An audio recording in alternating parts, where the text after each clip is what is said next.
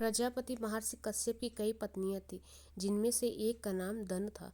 दनु की संतान दानो कहलाई। उसी दनु के बड़े पुत्र का नाम दंभ था। दंभ बहुत ही सदाचारी और धार्मिक प्रवृत्ति का था। अन्य दानवों की भांति उनमें ना तो ईर्ष्या थी और ना ही देवता से विद्वेष की भावना। वह विष्णु का भक्त था और उन्हीं की आराधना किया करता था। लेकिन उसे एक चिंता सताती रहती थी कि उसके कोई पुत्र ना था। आचार्य शुक्र ने उसे श्री कृष्ण मंत्र की दीक्षा दी। दंभ ने दीक्षा पाकर पुष्कर में महान अनुष्ठान किया। अनुष्ठान सफल हुआ। उसके अनुष्ठान से प्रसन्न होकर भगवान विष्णु प्रकट होकर बोले, वत्स, मैं तुम्हारे अनुष्ठान से प्रसन्न हूँ, वर मांगो। दंभ बोला, भगवान, यदि आप मेरी तपस्या से प्रसन्न हैं तो मुझे एक ऐसा पुत्र दो जो आपका भक्त हो और त्रिलोक जयी हो, उसे देवता भी युद्ध में ना जीत सके। भगवान विष्णु ने तथास्तु कहा और अंतर्ध्यान हो गए। दंभ प्रसन्नचित्त अपने घर लौट आया। गोलोक में श्री दामा ने श्री कृष्ण प्रसाद श्री दामा को असुर होने का श्राप दिया था। श्राप मिलने पर वही दंभ की पत्नी के गर्भ में आया। जन्म होने के पश्चात दंभ ने अपने उस पुत्र का नाम शंखचूड़ रखा। वह कुछ बड़ा हुआ तो दंभ ने उसे मुनि जैवशिज्ञ उसे शिक्षा दी। अपनी कुमार अवस्था में ही शंखचूड़ पुष्कर पहुंचा और उस महान धार्मिक तपस्थली में ध्यान मग्न रहकर वर्षों तक ब्रह्मा जी की तपस्या करता रहा। उसकी घोर तपस्या से प्रसन्न होकर ब्रह्मा जी प्रकट होकर बोले, वत्स, मैं तुम्हारी तपस्या से प्रसन्न हूँ, वर मांगो। पितामह, मुझे ऐसा वरदान दीजिए कि मुझे देवता पराजित न कर सके। शंखचूड़ा ने कहा। ब्रह्मा जी ने उसे ऐसा ही वरदान दिया और श्री कृष्ण कवच प्रदान करते हुए उसे आदेश दिया, शंखचूड़ा, तुम बद्रिकाश्रम चले जाओ, वहाँ तुम्हारा भाग्य का सितारा उदय होने की प्रतीक्षा कर रहा है। आदेश मानकर शंखचूड़ा बद्रिकाश्रम पहुंचा। वहाँ महाराज धर्मध्वज की पुत्री तुलसी की तपस्या कर रही थी। दोनों का आपस में परिचय हुआ और ब्रह्मा जी की इच्छानुसार दोनों का विवाह हो गया। अपनी पत्नी को लेकर शंखचूड़ पुनः दैत्यपुरी लौट गया। शुक्राचार्य ने उसे दानवों का आधिपत्य बना दिया।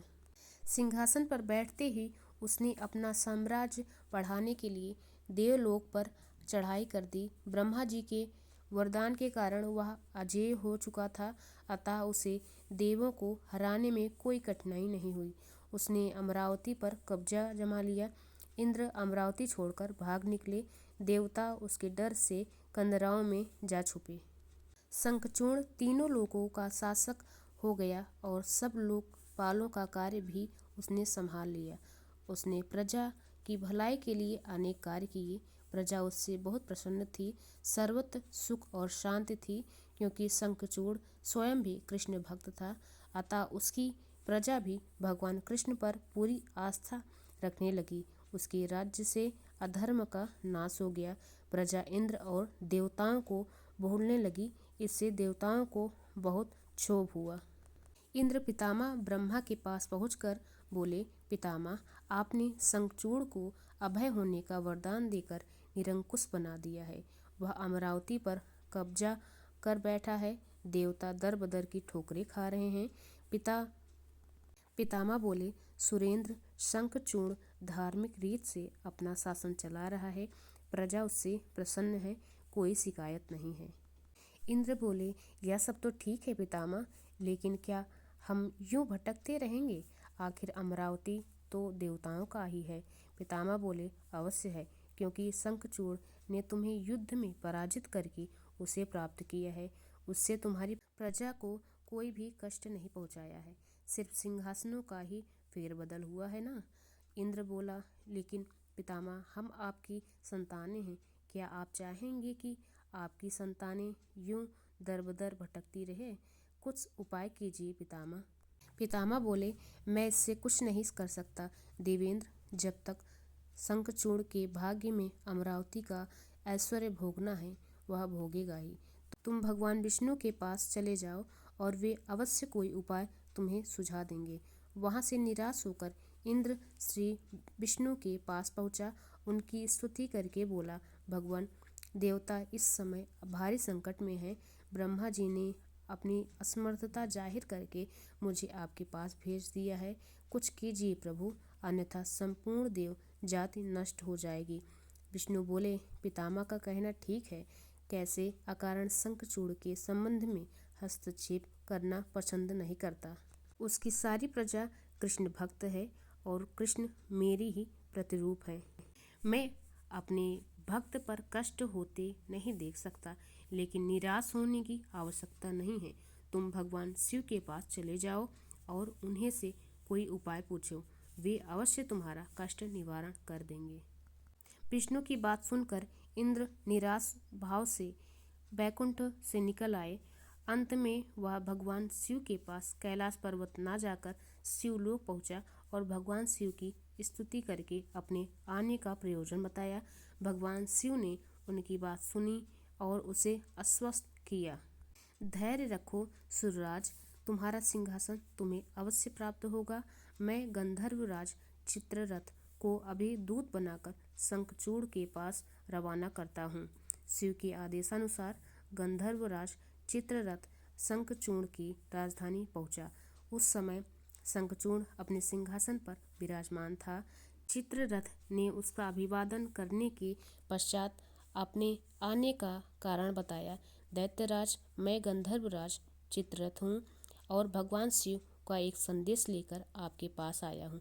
यह सुनकर शंखचूड़ के चेहरे पर आश्चर्य झलक आया। शिव के दूत को सामने पाकर वह सिंहासन से उठकर बोला, मेरा अहोभाग्य है कि भगवान शिव ने मुझे किसी योग्य समझा। आप संदेश सुनाइए, क्या संदेश भेजा है भगवान रुद्र ने? गंधर्वराज बोला, दैत्यराज, भगवान शिव का संदेश है कि तुम देवताओं का राज उन्हें वापस लौटा दो और उनका अधिकार उन्हें दे दो। भगवान शिव ने देवताओं को अभय होने का वचन दिया है। शंखचूड़ बोला, गंधर्वराज, भगवान शिव से मेरा प्रणाम कहना और उनसे कह देना कि शंखचूड़ के हृदय में आपके लिए बहुत ही ज़्यादा श्रद्धा है, परंतु यदि उन्होंने इंद्र के बहकावे में आकर मुझे दंडित करने का निश्चय किया है तो मैं उनकी बात नहीं मानूंगा और उनसे भी युद्ध करने के लिए तैयार हो जाऊंगा। चित्ररथ वापस लौटा और उसने भगवान शंकर को शंखचूड़ का उत्तर सुनाया। यह सुनकर शिव क्रोधित हो गए और अपने गणों को युद्ध का आदेश दे दिया। उधर शंखचूड़ ने अपने पुत्र का अभिषेक कर उसे दानवाधिपति बना दिया और अपनी पत्नी से बोला, मैंने युद्ध स्वीकार कर लिया है। देवी, ईश्वर करे युद्ध में हमारी विजय हो।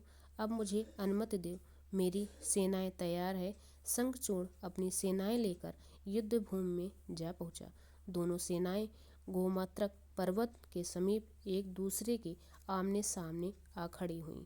भगवान शिव ने शंखचूड़ के पास एक बार फिर संदेश भेजा कि वह नादानी न करे और युद्ध से दूर रहकर उनकी बात मान ले, किंतु शंखचूड़ ने ना माना और दोनों सेनाओं में घनघोर युद्ध छिड़ गया। भगवान शिव और शंखचूड़ आमने सामने डट गए। दोनों में अनेक अस्त्र शस्त्र से युद्ध होने लगा। फिर भगवान शिव ने ज्यों ही शंखचूड़ का वध करने के लिए त्रिशूल उठाया तो आकाशवाणी हुई, देवाधिदेव आप प्रलयकर हैं, सर्वसमर्थ हैं, किंतु आपको मर्यादा की रक्षा करनी चाहिए। श्रुति के मर्यादा को नष्ट न करें। जब तक शंखचूड़ के पास श्री हरि का कवच है और जब तक उसकी पवित्रता पत्नी मौजूद है, तब तक उस पर बुढ़ापा नहीं आ सकता और ना ही उसकी मृत्यु हो सकती है। आकाशवाणी के खत्म होते ही शिव का त्रिशूल अपने आप रुक गया। तभी भगवान विष्णु प्रकट हुए। शिव बोले, भगवान, आपने तो मुझे बड़े धर्म संकट में डाल दिया है। आप ही ने तो इंद्र को मेरे पास भेजा और जब मैंने उसे अभय करने के लिए युद्ध आरंभ किया तो आप ही का कवच आड़े आ रहा है। अब आप ही कोई उपाय सोचिए। विष्णु बोले, शंखचूड़ के शाप का समय अब समाप्त होने ही वाला है। भगवान अब इसे असुर योनि से मुक्त करके गोलोक भेजना पड़ेगा। यह कृष्ण भक्त है और कृष्ण मेरी ही प्रतिरूप हैं, अतः इसे वापस गोलोक में भेजना होगा। फिर विष्णु ने एक ब्राह्मण का वेश धारण किया और शंखचूड़ के पास पहुंचकर बोले, दानवराज, मैं एक निर्धन ब्राह्मण हूँ, कुछ पाने की आस लिए आपके पास आया हूँ। शंखचूड़ बोला, मांगो प्रियवर, जो भी मेरे पास है उसे देने में किंचित भी विलंब नहीं लगेगा। मेरा सिर भी मांगोगे तो वह भी दे देने से इनकार नहीं करूँगा। आप आदेश तो दे। ब्राह्मण वेशधारी विष्णु बोले, दैत्यराज, मुझे आपका सिर नहीं, आपका कवच चाहिए। बोलिए, देंगे अपना कवच। शंखचूड़ ने अपना कवच उतारकर ब्राह्मण वेशधारी विष्णु को सौंपते हुए बोला, अवश्य, यदि भगवान कृष्ण की ऐसी ही इच्छा है तो ऐसा ही होगा। आप कवच तो ले जाइए। ब्राह्मण वेशधारी विष्णु कवच लेकर दैत्यपुरी पहुँचे। फिर उन्होंने शंखचूड़ का वेश धारण किया और फिर राजमहल में जाकर शंखचूड़ की पत्नी तुलसी के पास पहुँचे। तुलसी ने उसे अपना पति ही समझा और उनका स्वागत किया। उसी रात विष्णु शंखचूड़ के महल में ही ठहरे। अचानक ही पतिव्रता तुलसी को धोखे का आभास हुआ। वह चौंक कर बिस्तर से उठी, बोली, कौन है तू और मेरे साथ छल करने का तुझमें साहस कैसे हुआ? जल्दी बोल, अन्यथा पतिव्रत तेज से अभी भस्म करती हूँ। विष्णु अपने वास्तविक रूप में प्रकट हो गए। उन्होंने तुलसी को समझाते हुए कहा, सुनो तुलसी, तुम्हारे पति का समय पूरा हुआ। एक शाप के कारण ही उसे असुर योनि में आना पड़ा था। अब वह गोलोक में रहेगा, क्योंकि तुम्हारा पतिव्रत धर्म ही उसकी रक्षा कर रहा था। इसलिए मुझे छल करके तुम्हें कलुषित करना पड़ा। तुलसी रोते हुए बोली, यह आपने अच्छा नहीं किया भगवान, यूँ मेरे साथ छल करके मेरा सात्वित्व नष्ट किया। मैं शाप देती हूँ कि आज से आपको भी पत्थर बन जाना पड़ेगा। आप में भी दया ममता नहीं है, आप पत्थर है, पत्थर। विष्णु बोले, और मैं तुम्हें वर देता हूँ, तुलसी की मेरे पत्थर बन जाने पर तुम्हें भी मेरे पास ही स्थान मिलेगा। भविष्य में लोग तुलसी और शालिग्राम की पूजा करेंगे। तुलसी बगैर शालिग्राम की पूजा अधूरी रहेगी। उसके बाद विष्णु अंतर्ध्यान हो गए और युद्ध भूमि में खड़े अपने दिव्य शक्ति से सब कुछ बता दिया। शंखचूड़ और शिव में पुनः युद्ध आरंभ हो गया, किंतु तुलसी पतिव्रत धर्म नष्ट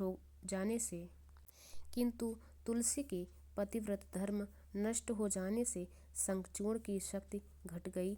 अतः शिव ने अपना त्रिशूल उसकी ओर फेंका तो वह सीधा शंखचूड़ के हृदय स्थल को वेध गया।